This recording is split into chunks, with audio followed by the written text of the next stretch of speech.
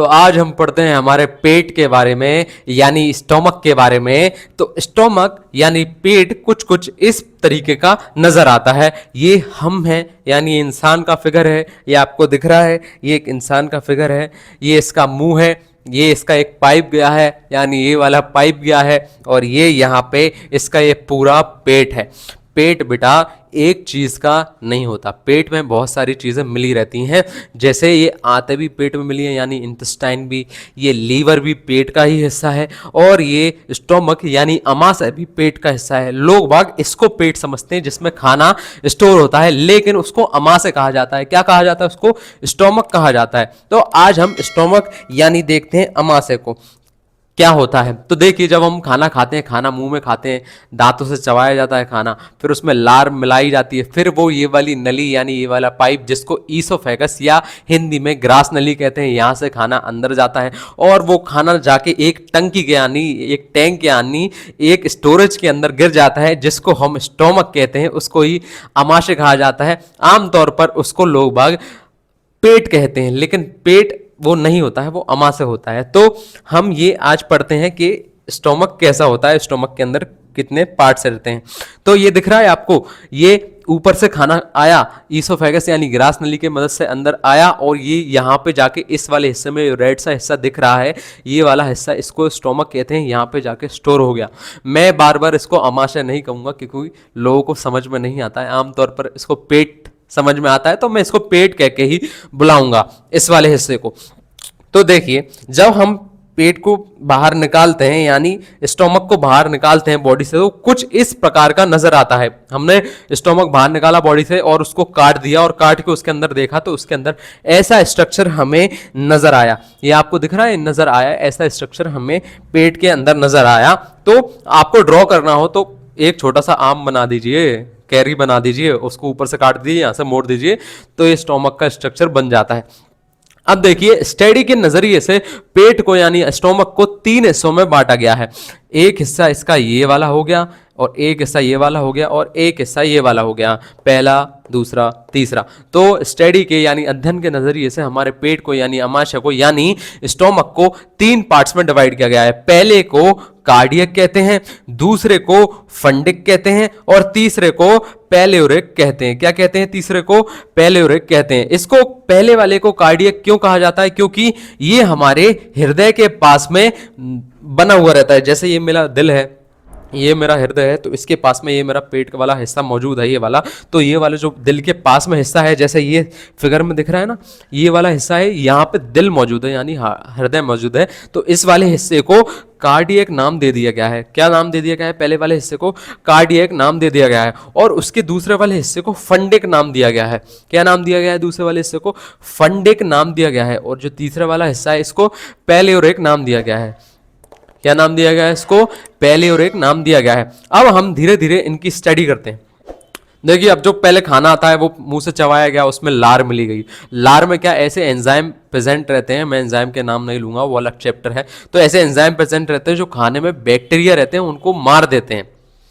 तो खाना खाया हमने, घास फूस उठाई, रोटी उठाई, कुछ भी उठाई, वो खाया, मुंह में चबा लिया, तो उसमें क्या पहले से जर्म्स प्रेजेंट है, ऐसे कीटाणु प्रेजेंट है, तो वो हानिकारक है हमारी बॉडी के लिए। तो ऊपर वाले ने पता नहीं कैसा सिस्टम बनाया हमारी बॉडी का, उसमें ऐसी मैकेनिज्म दे दी है, तो पहले से वो कीटाणु मर जाते हैं। तो हमने खाया, चबाया, तो उसमें लार मिल गई, थूक मिल गया, तो थूक में एंजाइम प्रेजेंट है, आधे कीटाणु वहीं मर गए। अब लेकिन जो हैवी कीटाणु हैं वो अंदर पेट के अंदर जाएंगे तो हमको बीमारी कर देंगे। तो भाई पेट में एक ऐसा एसिड प्रेजेंट रहता है, तो वो आधे कीटाणु को, जो हैवी वाले कीटाणु है, हैवी स्ट्रॉन्ग वाले कीटाणु को यहां मार देता है।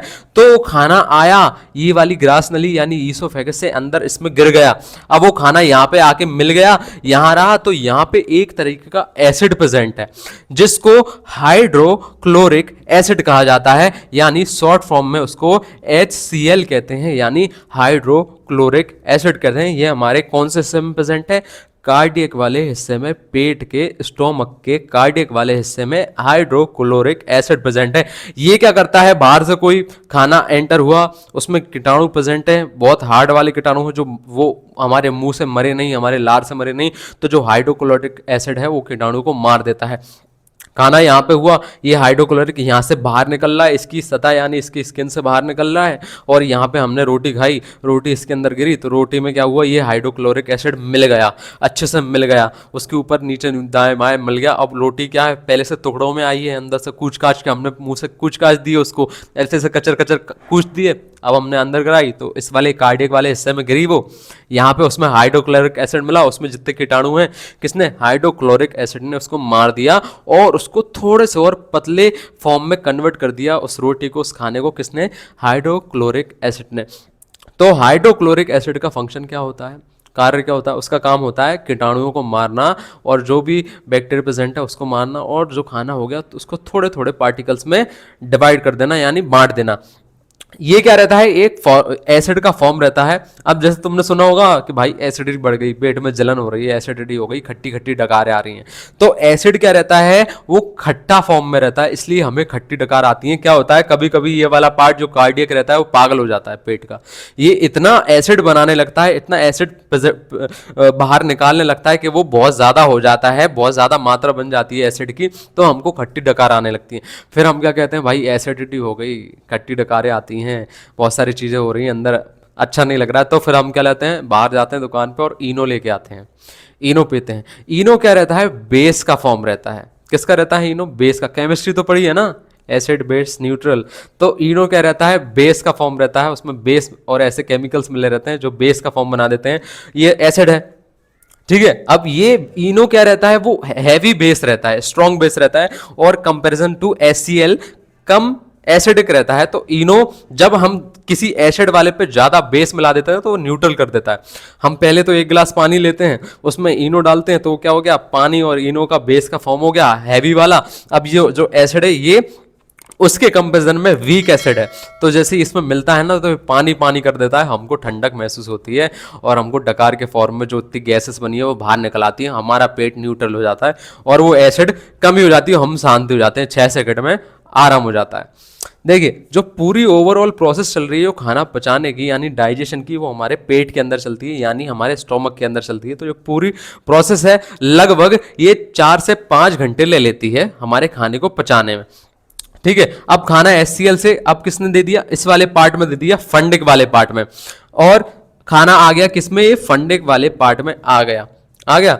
अब देखिए जो कभी कभी क्या रहता है, HCl खट्टा रहता है ज़्यादा, तो हम उल्टी करते हैं ना, तो खट्टी खट्टी उल्टी आ जाती है बाहर क्यों, लोग तुम सोचते हो भाई हमने तो गुलाब जामुन खाया, हमने तो रसमलाई खाई, वो तो मीठी मीठी है यार, अब बाहर निकाली हमने खट्टी खट्टी निकाली, क्यों, क्योंकि जो हाइड्रोक्लोरिक एसिड है वो अपना नेचर में खट्टा है, बहुत एसिड जो रहता है खट्टा रहता है, इसलिए हमको जब आता है बाहर तो वो खट्टा खट्टा नजर आता है, और जो बाहर आता है ना तो हमको जलन महसूस होती है, हमारे गले में जलन होती है, नाक में जलन होती है, मुंह में जलन होती है, क्यों, क्योंकि वो एसिड बाहर निकालना है हम रसमलाई और गुलाब जामुन के साथ, ठीक है।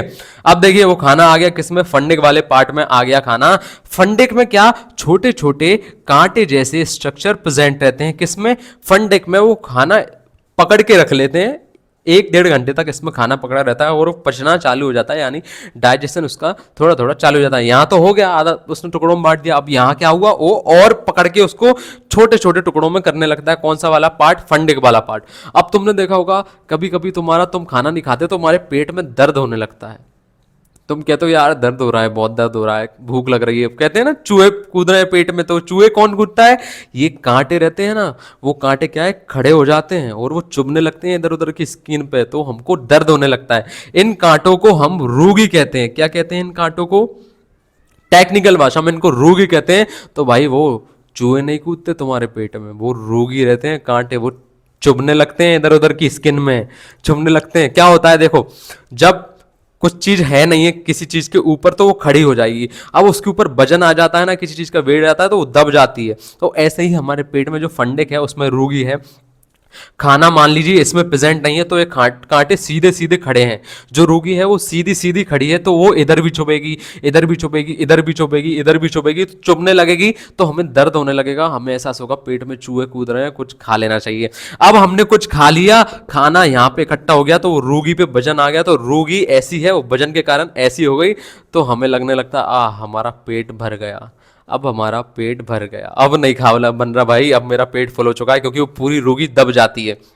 ठीक है। अब 1-1.5 घंटे बाद रोगी ने खाना यहाँ पे ट्रांसफर कर दिया, कौन से वाले पार्ट में, पायलोरिक वाले पार्ट में खाना ट्रांसफर हो गया।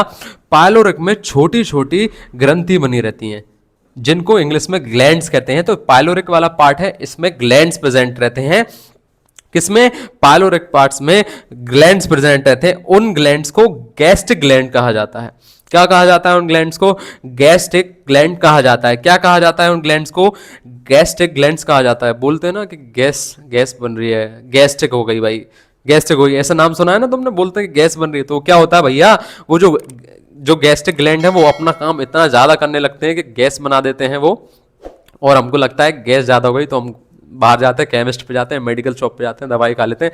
तो इसका क्या काम रहता है, वो जो दवाइयाँ रहती हैं वो इसको आम तौर पे कर देती हैं, यानी जो हैवी काम कर रहे हैं तो उसको नॉर्मल वे में काम करने लगे, ऐसी वो दवाई उनको कर देते हैं।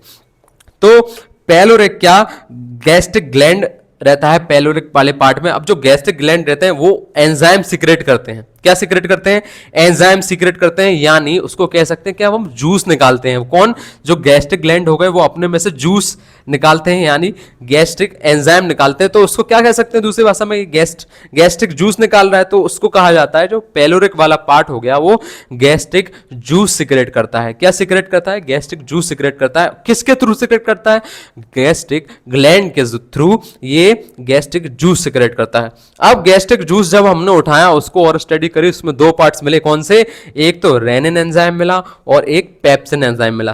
कौन से एंजाइम मिला, एक रेनिन एंजाइम मिला और एक पेप्सिन एंजाइम मिला।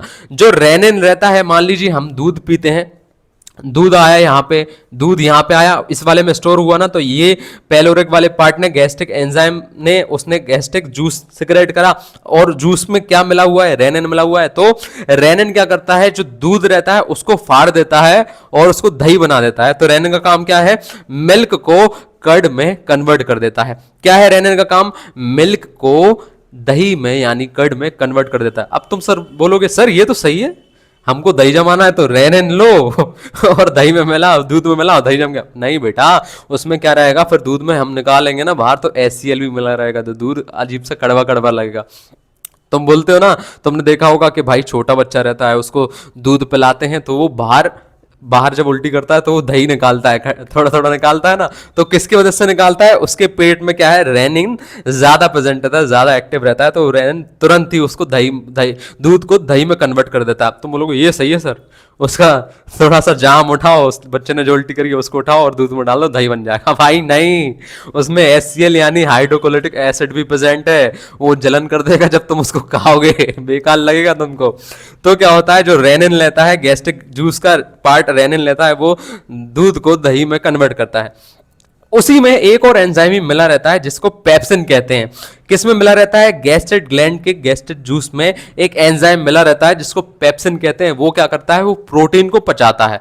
प्रोटीन एक ऐसी चीज है जिसको पचने में बहुत टाइम लगता है। पहले प्रोटीन ये वाले स्टोमक में भी पचता है, फिर उसके बाद जाके इंटेस्टाइन में भी पचता है, फिर पैनक्रियाज में भी पचता है। तो प्रोटीन 3 हिस्सों में पचता है, थोड़ा सा पेट में यानी स्टोमक में पच गया, फिर पैनक्रियाज में पच गया, फिर स्मॉल इंटेस्टाइन में पच गया। तो प्रोटीन पचाना बहुत मुश्किल बात होती है, इसलिए थोड़ा सा प्रोटीन कहाँ में पच जाता है, ये पैलोरिक वाले पार्ट में पच जाता है। किसकी मदद से, पेप्सिन की मदद से पच जाता है। किसकी वजह से पच जाता है प्रोटीन, पेप्सिन की वजह से पच जाता है। तो क्वेश्चन बेटा पूछता है ये दोनों कि मिल्क को कर्ड में क्या कन्वर्ट करता है, हमारे स्टोमक के अंदर रेनिन कन्वर्ट करता है, और प्रोटीन को कौन पचाता है, स्टोमक के अंदर पेप्सिन पचाता है। अगर आपको स्टोमक समझ में आया हो और आपको मोहित शर्मा की जुबानी और भी बाकी चीजें पढ़नी हो कि आंखें क्या होती हैं, हाथ क्या होते हैं, पैर क्या होते हैं, पूरी बॉडी क्या होती है, पूरी बायोलॉजी, पूरी साइंस क्या होती है, तो ये मेरा एड्रेस है। ऐसे सिखा दूंगा, कैसे, ऐसे सिखा दूंगा सारी चीजें। अब मान लीजिए 12th की साइंस 8वीं क्लास का बच्चा पहले ही उसके मुंह पे रटी हुई है, कैसा लगेगा। 4 महीने के अंदर उस 8वीं क्लास वाले बच्चे को 12वीं की साइंस ऐसे रटवा दूंगा।